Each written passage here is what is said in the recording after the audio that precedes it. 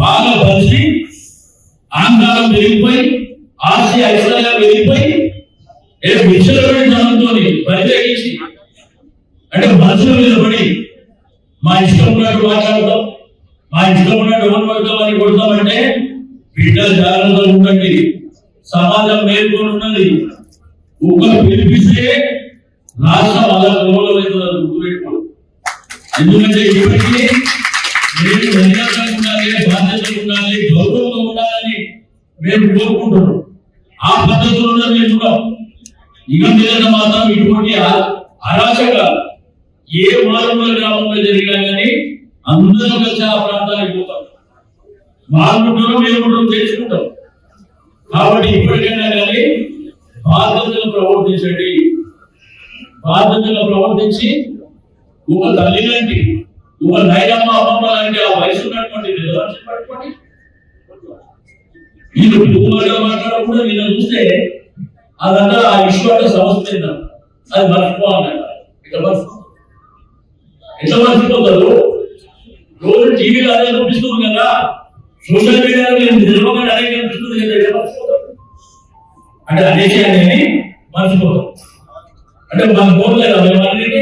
మీరు మాట్లాడిన భాష మేము మాట్లాడవా? సంస్కారం మాకు సంస్కారం అడ్డు వస్తుంది కాబట్టి ఆ నిజమైన భాష మేము మాట్లాడదలుచుకోలేదు. కాబట్టి ఈశ్వరమ్మ యాదవ్ గారు 3 రోజుల నుంచి మీరు చూస్తున్నారు.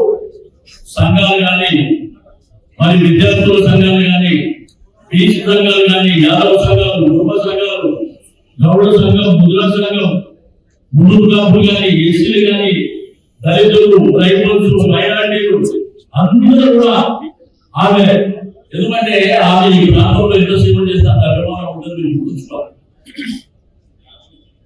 కాబట్టి ఇక్కడైనా బుద్ధి తెచ్చుకొని బుద్ధిగా వసతి చేసుకోవాలని చెప్పి నేను సందర్భంగా తెలియజేస్తూ సెలవు తీసుకున్నా మీరు ఏమన్నా అడగవచ్చు.